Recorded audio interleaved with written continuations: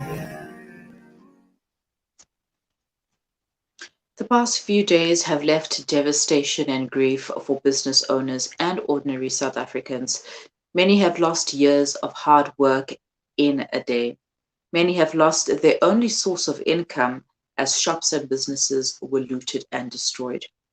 Some of these affected people may develop a mental condition like post-traumatic stress disorder.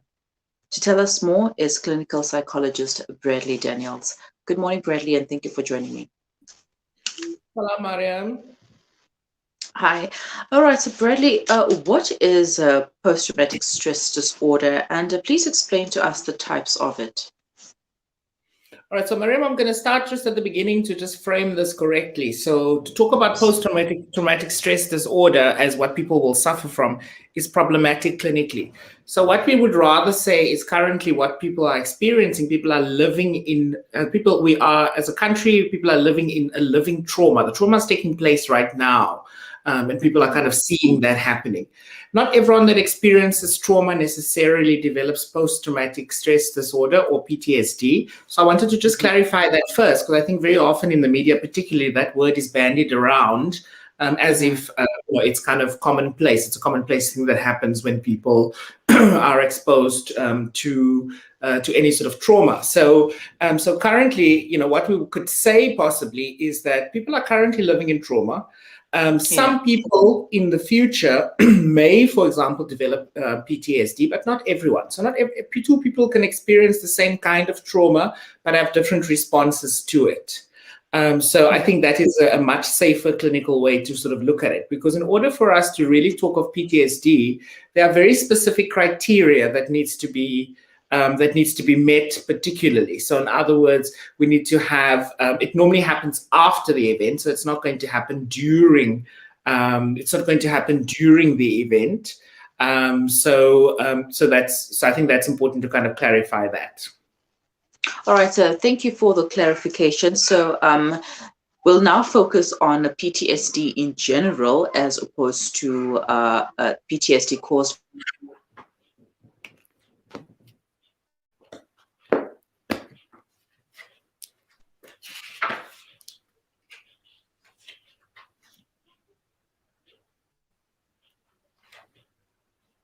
All right, Bradley, let's move on to the next part of it. We're going to focus on PTSD. What are the signs of someone who has PTSD? Okay, so in order for somebody to be clinically diagnosed as having PTSD, I don't know if you can still hear me, but I'll carry on because I seem to have lost you.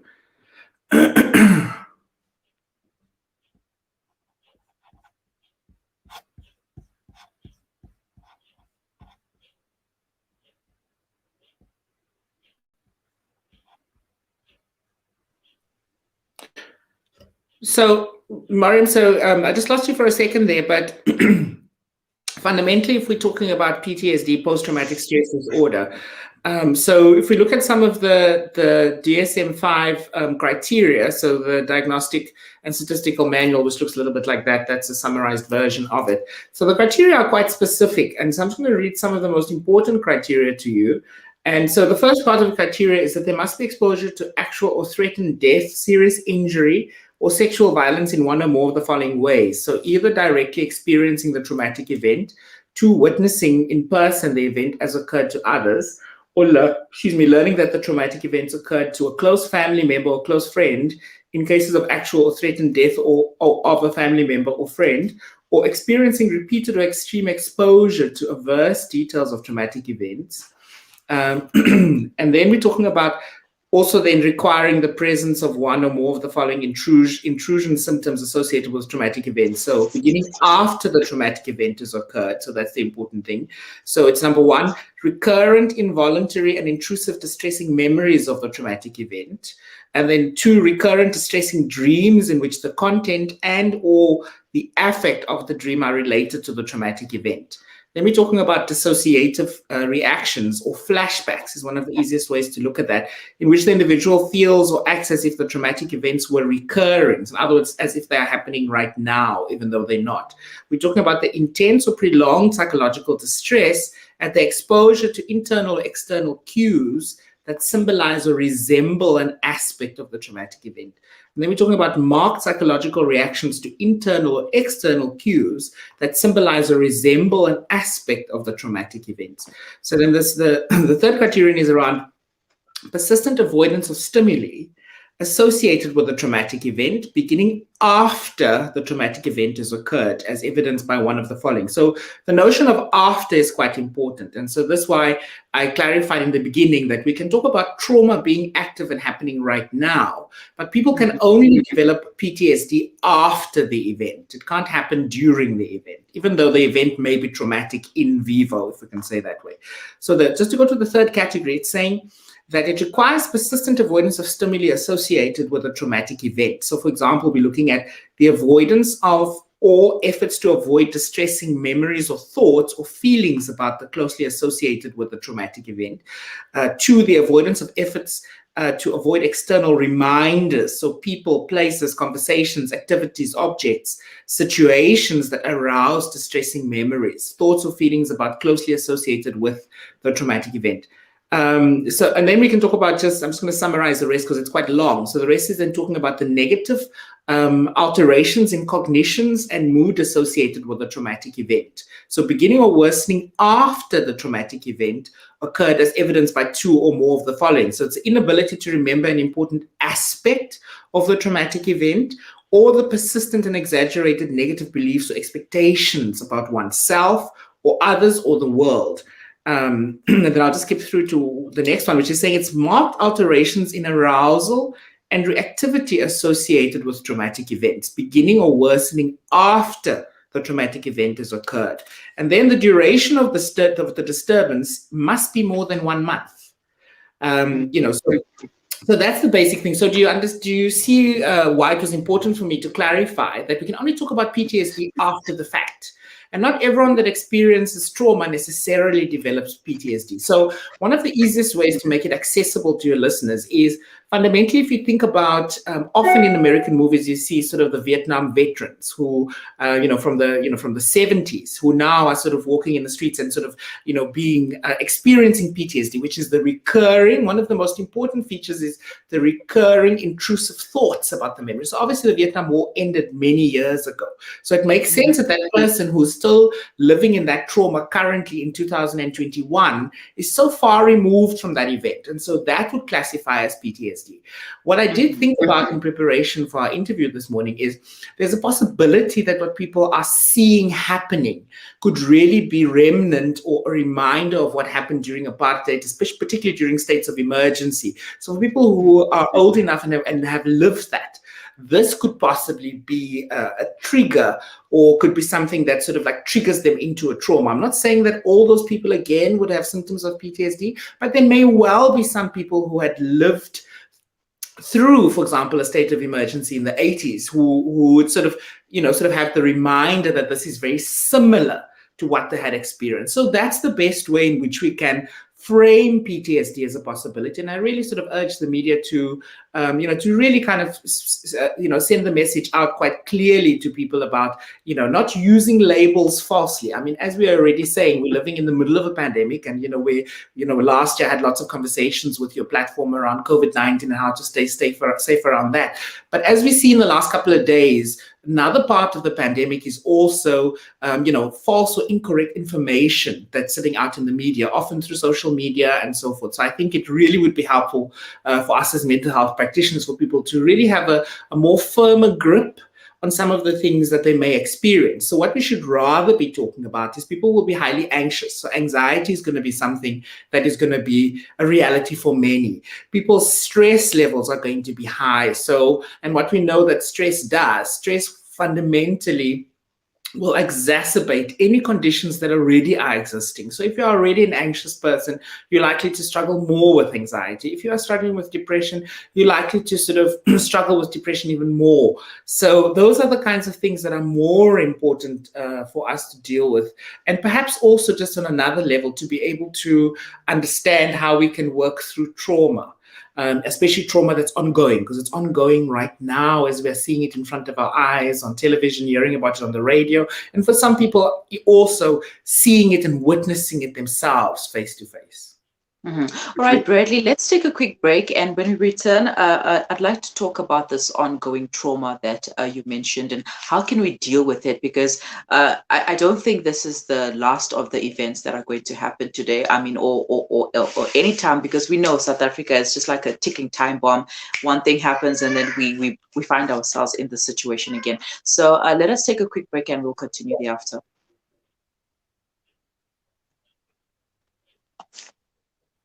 Allow Media, and you were tuned into Mid-Morning Talk.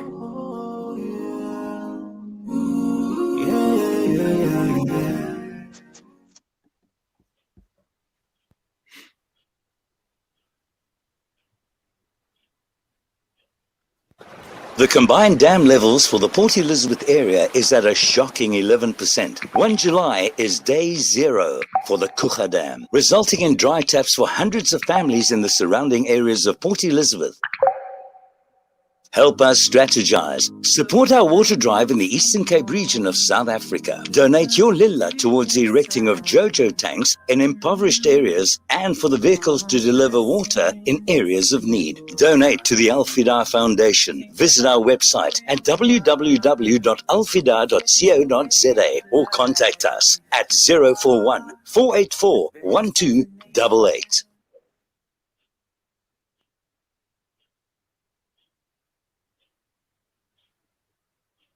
Looking to get your kick? Kiki's have now reopened on 235 Matthews Maiwa Road in Durban. Head on over for the Taste with Kick. We offer something scrumptious for everyone in the family. Wraps, chicken tikka, burgers, tender grills, mocktails, milkshakes, and so much more. Corporate and events catering available. Visit our social media pages for more info or call 031 209 0119. Kiki's, Taste with Kick.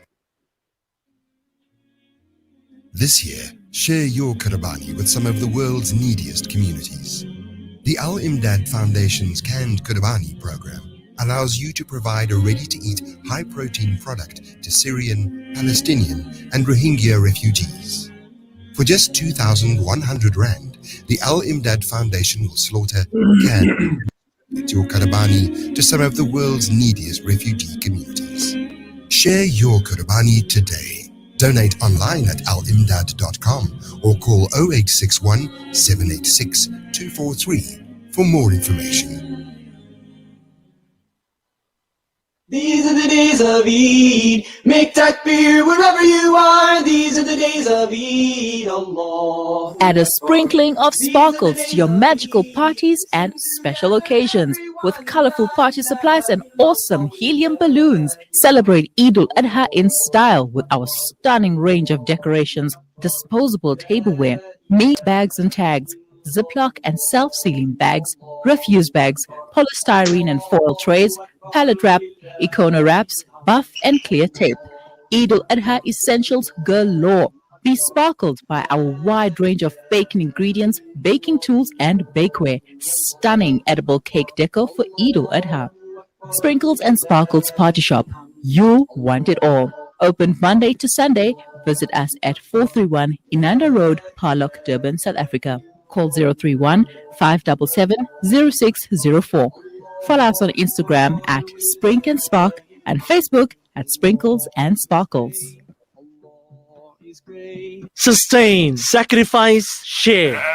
This Eid al-Adha, donate your Qurbani through Africa Muslims Agency. We ensure that your Udhiyah Qurbani not only feeds the poor, but creates sustainable incomes for local farmers, brings the practice of sacrifice to the villages, and shares the spirit of Eid. Sponsor in South Africa for 2,400 Rand. Africa, 1,500 Rand. Palestine, 6,150 Rand. Syria, 4,000 Rand. Donate online at africamuslimsagency.co.za or call 011-834-8685. Africa Muslims Agency, inspiring the spirit of giving. Listen to something fresh. Listen to Salam Media. It's 11:25. You're listening to the Mid-Morning Talk on Salam Media, and we are talking about the trauma caused by the current unrest happening in the country right now with clinical psychologist Bradley R. Daniels. Bradley, thank you for staying. Before the break, you basically cleared it up for us why we shouldn't really call this PTSD, post-traumatic stress disorder, but rather trauma, because PTSD takes time to develop and can only happen after a series of events. Now, let's talk about the ongoing trauma at the moment, and how do we deal with these ongoing traumas mentally? I think the first thing really with regards to what's happening currently and how to deal with it, it's really quite simple. The first thing is that you have to ensure your own safety. So that's the first thing. In terms of when I say ensure your own safety, I don't mean taking the law into your own hands. I mean, where you can, try to avoid leaving your home if you don't need to, and if you are fortunate enough not to have to do that. Also checking in on family to ensure that they are safe, and in what ways we can support them to stay safe. So those are the very obvious things, because you can't feel psychologically safe if you're not feeling physically safe. It's a bit difficult. I can't be saying to people, meditate and, practice deep breathing and those things if you are physically not safe. So once we can ensure the physical safety in the best way that we can, then we can start talking about how to psychologically make that more possible, make that more tenable for us as individuals. So one of the ways, for example, is to practice things like meditation or prayer. Prayer is really also a form of meditation. It's a form of bringing your attention to, your higher power or the belief that you share in terms of religion. But it also it's a mindful act. The same as, for example, using breathing techniques, using things like anything that's going to help to bring you into the body. So this is the mistake people often make. So, for example, meditation is, it doesn't work because it actually works on the premise that all it does is it takes you from your mind into your body. So when we use the breath in meditation, for example, it's really around bringing our attention to the body. So often when you start a meditation, often you'll hear, particularly guided meditations, you'll hear the person saying something like, bring your attention to your breathing, or bring your attention to your body. And what that does, it helps to keep us mindful. So in essence, it helps to keep us in the here and now. And, that is also a way in which it stops the mind, because the mind has the capacity to create stories, narratives, and also particularly if we're dealing with anxiety, we're talking about a lot of what-if thinking and a lot of catastrophic thinking. So obviously thinking the worst, what if this happens? What if that happens? So those scenarios can often then also contribute to higher anxiety levels, to more stress experience. And then the problem with as people are starting to learn more and more over the last year, mental health doesn't happen in isolation. Mental health is part of our overall well-being. And so if our mental health is suffering, our physiological health is also going to be suffering. So people who, for example, are diabetic may find, particularly uncontrolled diabetics, will find that they may struggle a bit more with the diabetes, or people that have hypertension may struggle a bit more with the hypertension. And, so those are the kinds of things that we need to look at. So again, the long and the short in terms of surviving or getting through a traumatic phase that we are seeing is Your physical safety is obviously important. That's the first thing you need to secure. It's the most basic part of feeling safe. Thereafter, you need to ensure that you are taking care of your mental well-being through things such as prayer, meditation, anything that sort of allows your mind to not get too swept away in the chaos of the what if and the future catastrophic thinking. All right. So if these feelings don't go away, or rather if you don't deal with them at the onset, can they develop into something bigger? Can they become a PTSD maybe going forward, or any other mental condition? So obviously, any sort of things that we don't deal with, it's very similar to, let's use something very basic. It's very similar to the physical body. So think about the physical body. You can have a cold or a flu, which is not that serious.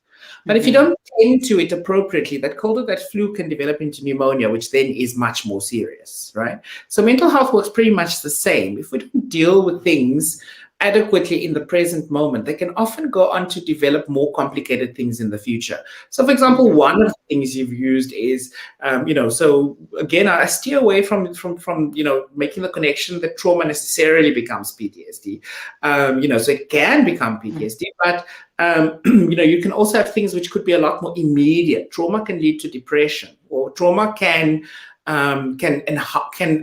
exacerbate a depression that probably already existed. Because remember, people also have predisposed conditions which they may not be aware of. So people could be struggling with anxiety, which they may not be aware of. They could be struggling, or they could have struggled with mood disorders, which is where depression and bipolar and all the other disorders come into that category. And obviously, as the stress levels increase, they can also unlock for that to sort of happen. And so the other thing which is also important is that all of us have some sort of genetic predisposition. So for some people, they may have the predisposition for depression. And one of the ways to kind of start getting an idea around that, if there's a genetic representation in a family unit, then there's a chance that other people in that family could also be a bit vulnerable to something like a mood disorder or depression or bipolar. So the most important thing at this stage that people need to understand is, if you are not coping, you do need to set up, the appropriate support to help you to cope through it. So, one of the first ways of supporting yourself is talk to somebody about it who you think can help, right? And that doesn't, so I'm even not necessarily going straight away saying in terms of professional help, because I realize that this could also be a limitation for people at this stage. I mean, as people are finding themselves, in, indoors in their homes, avoiding going outside, as we've said, they might find it difficult to access some services. So in the event that services are able to be accessed, people should definitely do so by seeing a professional such as a psychologist, or in the event where they may need psychopharmaceutical support, they may have to, speak to a psychiatrist. But also the GPs are also first line in many communities in terms of helping people to get the appropriate support that they may require. All right, we're going to leave it there. Thank you so much for your time, Bradley, and have a wonderful day. Thank you so much. Go well. Stay safe. See you too. Bye-bye. Bye. Bradley R. Daniels, a clinical psychologist, taking us through the trauma that we're currently facing. Well, it is not post-traumatic stress disorder at the moment, but it can become that as it develops, So just hold on there. You might be facing a trauma because it is a traumatic thing, but it's not post-traumatic stress disorder. And if you feel like you cannot cope, then look for coping mechanisms, something that helps you cope, especially if you've had a mental problem before, a mental health issue before these traumatic occurrences. Then get somebody to support you, get somebody to help you cope through this. And it is difficult at the moment with the lockdown and the current unrest with the businesses shutting down. You might have to contact your doctor via the telephone or via a video call or something, but get the help if you are experiencing something like this. It is 11:33. You are listening to the Mid-Morning Talk. We will be right back.